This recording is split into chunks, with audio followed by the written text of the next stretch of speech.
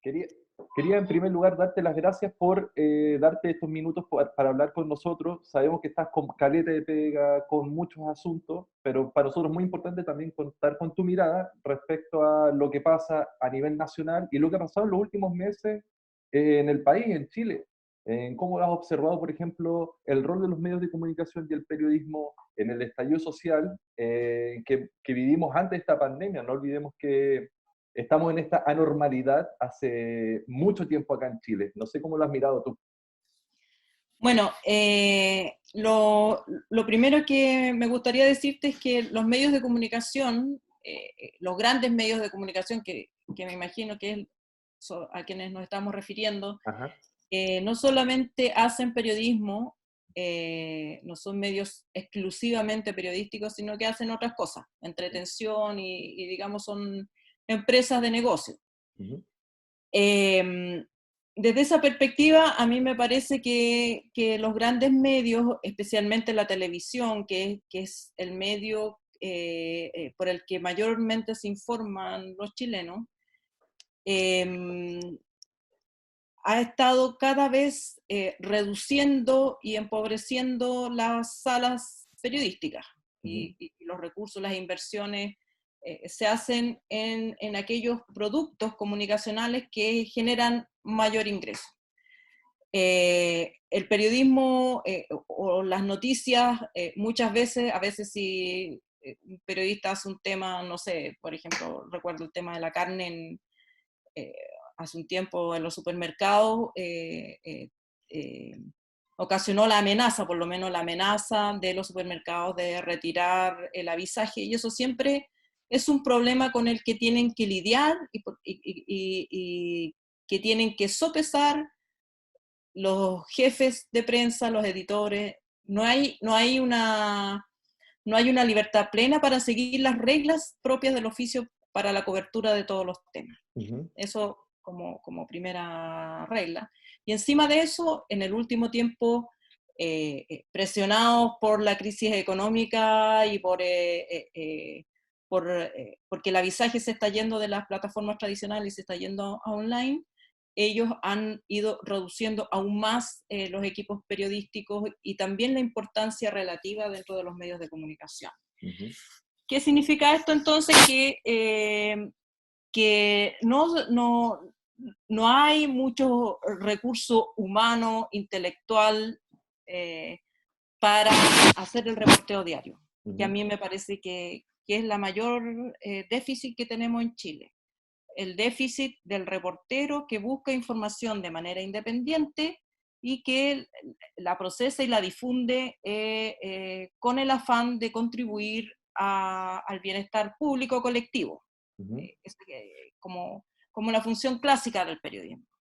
Y se hace un periodismo eh, eh, que está más bien orientado no solamente por voluntad del periodista, y esto es lo que quiero dejar bien en claro, no es que el Ujú. periodista no quiera, es Ya. que no se le permite, digamos. No, si el periodista quiere salirse de estas pautas, normalmente no lo van a dejar.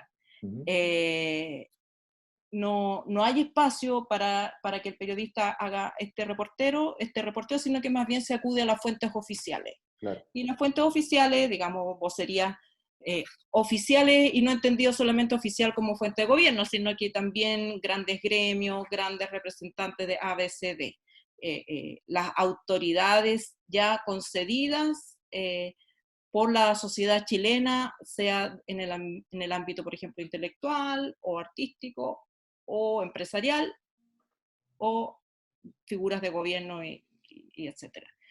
Y es muy difícil que ese reportero o ese medio de comunicación salga de la declaración pública o de la versión Ujú. pública y vaya a contrastar esa versión pública con información independiente. Si vamos al caso del 18 de octubre, por ejemplo, del estallido social, especialmente al inicio, después me parece que hubo una ampliación mayor del contenido. Ujú. Especialmente el inicio, el reporteo fue siempre orientado al desmán, a la barricada, manifestantes sin voz, que nadie sabe por qué se están manifestando, pero sí aparecen los expertos, ¿no? Estas voces Claro, autorizadas para explicar lo que pasa sin hacer el reporteo básico, simple y sencillo de preguntarle a la gente por qué está ahí. claro. Y no es que no, los periodistas no sepan cómo hacerlo, porque los periodistas cuando van, por ejemplo, a cubrir otros hechos donde los intereses no están interfiriendo, por ejemplo, una guerra en Medio Oriente Ujú. o Venezuela o cualquier cosa que pasa fuera de Chile, se cubre de esta manera clásica, contrastando la versión oficial con la información que puede salir Claro, con la de gente. los hechos mismos. Ujú. Y claro, como tú dices, esto no es nuevo, esto es un fenómeno que ya se viene acentuando con el paso del tiempo, pero que me parece que respecto de la pandemia ha llegado a niveles dramáticos y que yo podría comparar así como los tiempos de la DINACO, A ¿no? ver. ¿Sabes lo que es la DINACO? No, era muy joven. La Dirección Nacional de Comunicaciones del régimen militar, que entregaba información, o daba conferencias de prensa, etcétera, se entregaba información de cualquier hecho que ocurriera, un boletín de lo que pasaba y los periodistas lo publicaban sin contrastar esa información, por ejemplo, un enfrentamiento, un supuesto Claro. enfrentamiento. Informaba que había habido Contrastar, y todo lo que había pasado, quién disparó claro. para dónde y todo, pero esa era la única versión que se recibía y la única que se ocupaba. Ah, la Y, no, diferencia es que contrastar en ese momento era, y era muy fácil contrastar. Era muy fácil contrastar. Ni pero, siquiera, o sea, primero uno podría haber ido a la vicaría, ¿no? A preguntar, claro, ¿no?, qué habían averiguado ellos, pero también podría haber ido al lugar a entrevistar a los vecinos, podría haber reporteado. quiero decir, Y tenía un costo distinto, ¿o no? Para el periodista, claro, o ¿no? sea, tenía un costo que es muy parecido al costo de hoy día en el ¿Ya? sentido de que el costo es que si uno hace ese reporteo, que es un reporteo clásico, tradicional, digamos, que se enseña en Ujú. todas las escuelas de periodismo, no Informativo es un uno. reporteo subversivo, no es recurrir a técnicas reñidas con la ética, sino que es un reporteo honesto de contrastar una fuente oficial con los datos de la realidad. Ujú. No se hacía porque, bueno, primero te podían echar, jamás te lo iban a publicar, digamos, los medios tradicionales, y recabar esa información también te ponía en un lugar de considerarte una persona opositora, Exacto. ¿no? Ujú. El Sí, periodista que se arriesgaba de cómo a cruzar esos límites quedaba al tiro quemado como un periodista de izquierda. Y eso significaba no tener pega, digamos, salir probablemente de los currículum que se aceptaban en los medios tradicionales. Ahora, claro, no te va a perseguir la DINA ni la CNI, no te van a amenazar de muerte, pero sí hay otros costos que son similares. O sea, perder la pega es un riesgo actual. eh, actual Ujú. y, digamos, real, es un temor real que tienen los periodistas a perder la pega, si es que, digamos, no siguen las pautas que se les han establecido. Y también existe este encasillamiento de que el periodista que lo hace es mala onda en el nivel más bajo, o es comunista Claro. en el nivel más alto, o está financiado por alguna internacional secreta que intenta desestabilizar las democracias, digamos. Es como, Se intenta, uno ha escuchado al ministro Mañalich te iba a hacer decir, su discurso, claro, la unidad, invitando como a los periodistas a sumarse a esta unidad y de alguna manera a estimular que los periodistas no busquen información desagradable para las autoridades. claro, no es un llamado solo a la oposición política, sino como a que traten de que no haya ningún tipo de ruido en el discurso oficial. Pero Exacto. yo te quería preguntar igual, como aprovechando esta trayectoria que tienes tú y esta perspectiva, a mí me da la sensación de que cada vez hay menos tribunas. Mira lo que estoy diciendo porque hay internet. Parece que hay menos tribunas porque han desaparecido medios de comunicación de prensa escrita que tenían algún tipo de poder de influencia, en los que probablemente tú también trabajaste como periodista haciendo práctica. También sé que trabajaste en región, al menos hiciste tu práctica y entiendo, en Conce. en regiones como la que estamos acá en Valdivia, es mucho más poderosa la influencia de un medio, que en este caso es parte de una empresa nacional. Entonces es más difícil hacer periodismo cuando no tienes una tribuna que te permita hacer también este ejercicio de ser disonante, ¿cómo se llama? Como salir más o menos de esta hegemonía, ¿no? Impresionante, me parece ¿Sí? que es la palabra correcta. Es real esto? Sí, o sea, este es un tema que cada cierto tiempo me... La Hola, te escucho. expresión. Ahí está. ¿Aló? ¿Me Ahí sí, escuchas? sí, sí, ahí sí. No, que cada cierto tiempo me entrevistan sobre si en Chile existe o no existe libertad de expresión Ya. y un poco ataña al punto que tú estás haciendo. Ujú. En Chile hoy día existe plena libertad de expresión en el sentido, por lo menos, una libertad de expresión como nunca existió en los 90, ni, digamos, yo diría que hasta el 2006 más o menos, Ujú. eh, eh, donde tú con un celular o con cualquier elemento con un acceso a la red y con un computador puedes difundir información. Y ahí se han multiplicado y son, no los he contado, pero deben ser cientos, si no miles, los medios de comunicación medianos, pequeños, chicos, Sí. de difusión. Pero como tú dices, la tribuna es otra cosa distinta, Ujú. porque en Chile todavía hay un par de medios que marcan lo que se llama la agenda. Exacto. Y esos medios son hoy día el Mercurio, la Tercera y un par de medios más que a veces se cuelan y ponen, Ujú. digamos, el Mesa Central, estos programas de análisis, los columnistas dominicales, son los que definir la agenda significa definir de qué vamos a conversar, Claro. cuál va a ser el terreno de lo que vamos a discutir públicamente. Ujú. Y entonces ellos encuadran o enmarcan las preocupaciones públicas. Y en ese ámbito donde se define la agenda es muy poco diverso. Ujú. Hay gente que piensa más o menos parecido e incluso las voces disidentes aceptan de alguna manera que ese es el lugar y ese es el espacio para marcar la agenda pública. Nunca le ceden el espacio a otro. Digamos, Ujú. un columnista del domingo nunca va a decir, yo le cedo este domingo mi columna a tal persona porque creo que lo tenemos que escuchar o la tenemos que escuchar. Claro. Eh, eh, y entonces es un espacio también muy aristocrático, muy santiaguino, Ujú. de ciertos barrios, de ciertas comunas, fundamentalmente masculino.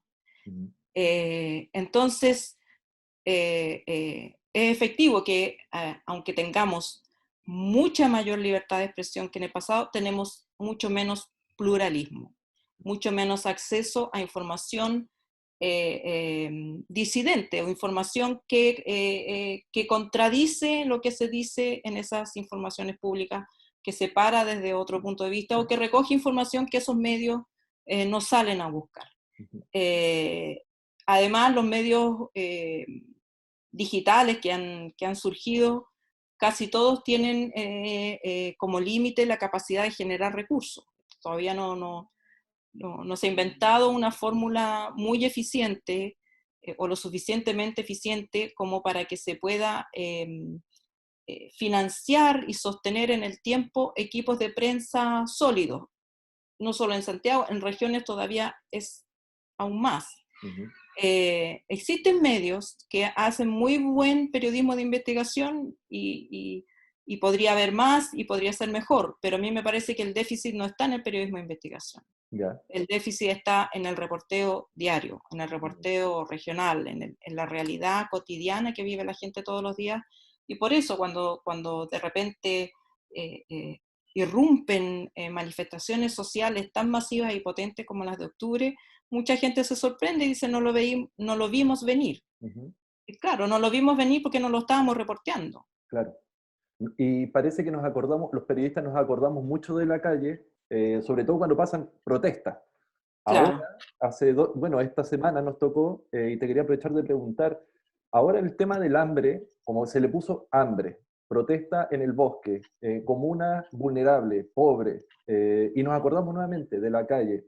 Y cuando hay un reportero en la calle, lo que uno ve es que agarra el micrófono una persona y grita una consigna, porque al parecer no ven también su voz reflejada en los medios de comunicación que deberían comunicar y no deberían solo difundir un mensaje, como decías tú, como cubrir este punto de prensa, porque mientras está reporteando esa persona, sucede que en el panel están estos alcaldes, mayoría de derecha, hombres también de Santiago, y que siguen hablando 2, 3 horas sobre los problemas de la gente. Pero yo tengo la sensación, claro, que la pauta la ponen empresarios, ¿sí? Como quienes son dueños de estos medios de comunicación y que son hace mucho rato esos medios, pero los periodistas no sé bien si el editor no logra como poner esos temas que son relevantes, esas voces. No sé si el problema tampoco es de formación, aprovechando que eres también profe, ¿de dónde está este problema?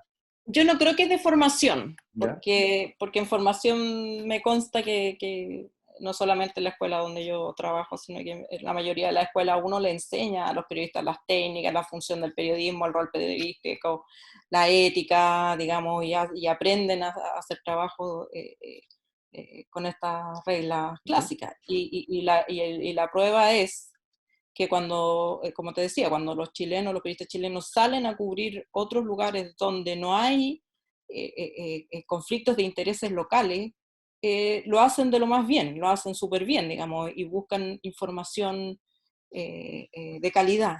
Ujú.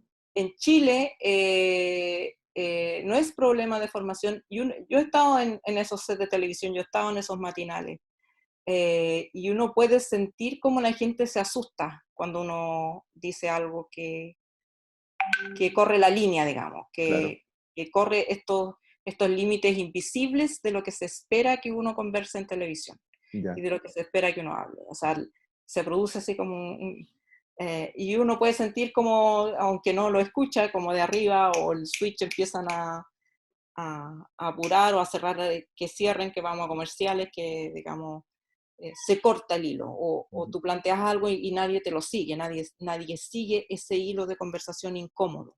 La incomodidad eh, eh, se retira de la pantalla normalmente. Y a veces pasa, claro, pasa que no alcanzan, que hay un reportero que está en la calle y alguien le agarra el micrófono y alcanza a decir un par de cosas, pero siempre son cosas, como dices tú, Claro, gritando. un No, accidente. no hay una no se conversa con la gente, sino que no se le da el tiempo que se le da a un alcalde que aparece todos los santos días en la televisión. O sea, no Claro. aparece una vez, aparece todos los días el mismo alcalde. Entonces, desde la perspectiva de lo que es noticia y de lo que es información, es casi imposible pensar que las noticias municipales solo se producen en una alcaldía. Ujú. Entonces, ahí hay una distorsión que uno puede medir. O sea, si este Hay una elección. alcalde aparece de 365 días, 300 días, uno puede afirmar con toda seguridad de que ahí hay una distorsión. Hay Ujú. una distorsión que no tiene que ver con que esa sea la noticia, sino que hay una preferencia de Hay ese una canal por preferencia. poner a esa persona, a este comentarista, a este panelista, por sobre otros. Y que hay una preferencia también por dejar fuera voces disonantes, aunque sean las voces protagonistas de la historia. Ujú. O sea, se cubre el 18 de octubre, pero no se entrevista a una persona que pueda ir al estudio de televisión y explicar calmadamente por qué son las manifestaciones y cuáles son las razones profundas y qué es lo que se busca. No sucede. Volviendo al punto inicial de que el periodismo más básico es el que busca contraponer información oficial con la otra, que es el informativo, ¿sí? No es ni Sí, siquiera investigativo. Parece no, ser que es como, por naturaleza, el periodismo parece buscar entonces siempre como el problema o la quinta pata del gato, como se dice, y por lo tanto suele ser muy incómodo para el poder. ¿Cómo entonces se puede hacer periodismo? Este parece ser también un problema como histórico casi, pero quiero ver cómo lo solucionan en Estados Unidos, que es como una escuela también o si es que existe efectivamente pluralismo allá. ¿Cómo conviven estas voces, el periodismo, digamos, como que hace su pega, que incomoda al poder, pero también con estas empresas, con la hegemonía? ¿Cómo se ve allá? Lo que pasa es que es una tradición muy distinta ¿Ya? de cómo surgen los medios de comunicación y por qué, y también tiene que ver con mucho, incluso con la, o sea, tiene que ver mucho con la estructura política del país. Ujú. No quiero alargarme en este punto porque podríamos estar hablando todo el Y día, de la pero historia, claro. sí, pero los diarios norteamericanos que han sido históricamente los que marcan la pauta, también han enfrentado una crisis por causa de la revolución digital Ujú. y han desaparecido muchos diarios, sobre todo locales. Estados Unidos tenía una cantidad enorme de diarios. En cada, digamos, condado, distrito, había uno o dos diarios. Y esos han sido los que han ido desapareciendo y que ha dejado, si hiciéramos un símil, es como la cobertura regional, la que ha quedado abandonada. Ujú. Eh, pero los diarios grandes que han logrado subsistir y mantenerse a pesar de esa crisis, que son el New York Times, el Washington Post, el Boston Globe, mantienen una tradición gringa que es una muralla súper firme que divide a los departamentos de prensa de los departamentos comerciales. Y hay peleas, diferencias, pero se manejan como muy, casi que es de mal gusto. Es de mal gusto que el publisher, que es normalmente el CEO o el gerente, El ingeniero trate de comercial. hablar con el director de prensa. O Ya. sea, pésimo gusto. Se van a Ujú. juntar en cóctel y todo, pero no No se tiene hace uno eso. poder sobre el otro. No Ya. tienen poder sobre el otro. Ujú. Entonces, esa autonomía de los departamentos de prensa hace que el periodismo se maneje con este criterio, porque no es dramático. O Ujú. sea, los periodistas cotidianamente están poniendo a prueba las autoridades, lo que dice la autoridad, porque esa es su función, Ujú. no porque se ha empezado, esa es su función, esa es la naturaleza del periodismo. Ujú. Eh, y bueno, puede ser cansador, que los periodistas siempre, digamos, siempre somos los que llevamos malas noticias, puede ser cansador, pero no lo lea, pues, Ujú. digamos, sálteselo, no tiene por qué estar leyendo todo el día noticias. Pero entre todas las cosas que hace, los periodistas le proporcionan información para que usted esté bien informado y para que sepa si realmente lo que le está diciendo la autoridad es correcto o se sostiene o no. Tampoco es que se pone todo el tiempo, toda prueba, pero lo que se consideran los hechos relevantes, y para eso Exacto. también tenemos guía de lo que es noticia y lo que no es noticia. Ujú. Mientras a mayor cantidad de personas afecte, mientras más cercano a tu propia comunidad, mientras mayores recursos implique, etcétera, la definición, proximidad, hay 7 elementos que son los elementos de la noticia, eso determina qué vas a cubrir y qué no. No es toda la realidad, son ciertos hechos que es fundamental que se discutan y de los cuales se hable, sobre todo en sistemas democráticos, porque entendemos que la democracia no es un sistema final. Cuando tú tienes un sistema democrático, no es que llegaste al final de la historia y una vez que tienes democracia, ya entonces vamos a suponer que todo el mundo es bueno y nadie se va a corromper. Todo lo Claro. contrario. Ujú. La democracia presupone la libertad para estar constantemente eh, eh, eh, fiscalizando el ejercicio del poder, porque sin esa fiscalización se vuelve autoritario, se corrompe, se vuelve autoritario y entonces abusa. Claro. O, claro, termina funcionando estas clases políticas como castas casi, como Claro, se corporacionistas. transforma en otra cosa, Ujú. deja de ser democrático. Claro. Yo te iba a preguntar finalmente, tú tuviste una entrevista súper buena con el Héctor Morales, que a mí me encantó. Y la verdad es que yo te decía cuando te contacté que me inspiró mucho Ah, sobre lo que hola. mencionabas. Ya. Uno, porque es muy difícil hacer periodismo y cachar que una persona desde lejos está tirando el dato y se infiltró, incomodó, hizo que hablara el ministro, como cómo lo hizo, ¿cachai?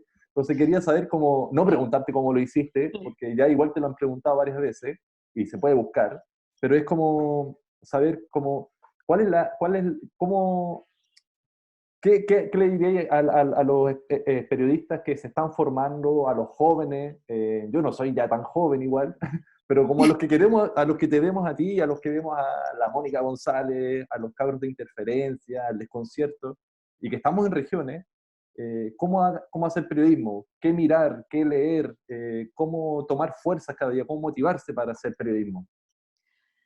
Bueno, esto yo también se lo digo a mis alumnos. No es, hay algo que yo identifico como el músculo periodístico. Y el músculo periodístico se ejercita, no te crece de un día para otro. Son como capas y sedimentos de cosas que te van quedando. Pero el primero es el ejercicio de la curiosidad.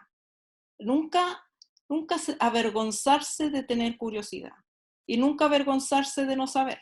Uh-huh. No es, no es ninguna mancilla no saber.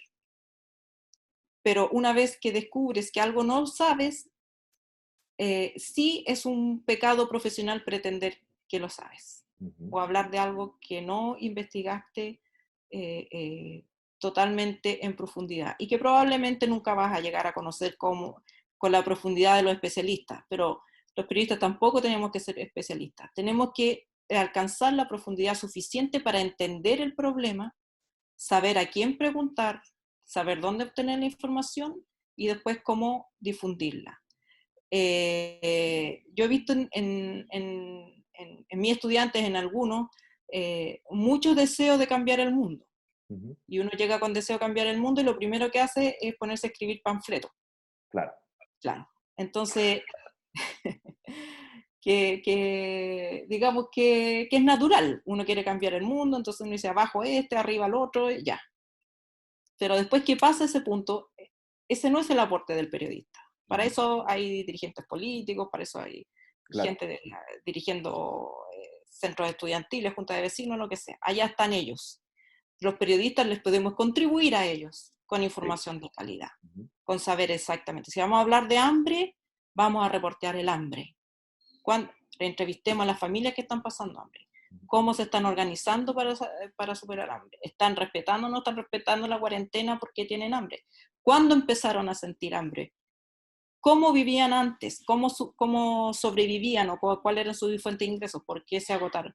Es decir, los datos. Y cuando uno va a entrevistar a una persona, también, uno normalmente, y esto es también por esta contaminación que tenemos de la tele, pregunta cómo se siente. ¿Cómo ha sido para usted? Ah, terrible, ya. Y si llora, mejor. Claro. Pero eso no es información. No es un reporteo de información, es un reporteo de emociones. Y las emociones pasan. Hay gente que puede estar pasando mucha hambre y no va a llorar. No va a llorar porque el momento no es para llorar, el momento es para resolver el problema. Si yo ando buscando lágrimas, probablemente me voy a perder la magnitud del problema. Lo que yo tengo que buscar, independientemente de las emociones que esa persona puede expresar o de las maneras que las exprese, lo que tengo que buscar es el dato. Lo mismo que le pregunto a un científico. ¿Cuál es su estudio? La gente sabe de lo que vive y te va a decir. Yo antes con 4.000 pesos compraba 2 kilos de pan, 1 kilo de pan, y ahora no me alcanza porque subieron los precios, más encima me quedé sin pega. Te lo van a decir, te van a decir sus números y te van a decir sus estadísticas domésticas. Y eso es lo que uno tiene que reportear con la misma dignidad y con el mismo respeto que entrevista a un gran profesor universitario. Claro, a un experto. Sí. Además, porque ellos son expertos en su vida. Exacto. son los expertos. Tú no sabe más ni Benito Baranda, ni los curas, ni el Hogar de Cristo. Nadie sabe más que ellos de su propia vida. Entrevistemos sobre pobreza. Benito Baranda. Sí, oh, claro, Benito Baranda. Vamos a buscar ay, se me olvida. Que también le tengo mucho respeto. El cura Berrío. Lo van a buscar a Antofagasta. Allá lo van a entrevistar a la chimba, allá en Antofagasta. Pero no van a la población en Santiago de Chile, que está mucho más cerca. ¿Por qué no le ponen el micrófono y no entrevistan a las personas de carne y hueso? Como que le tuvieran miedo a esas personas o siempre están temiendo, de nuevo, que se produzca ese marco de incomodidad.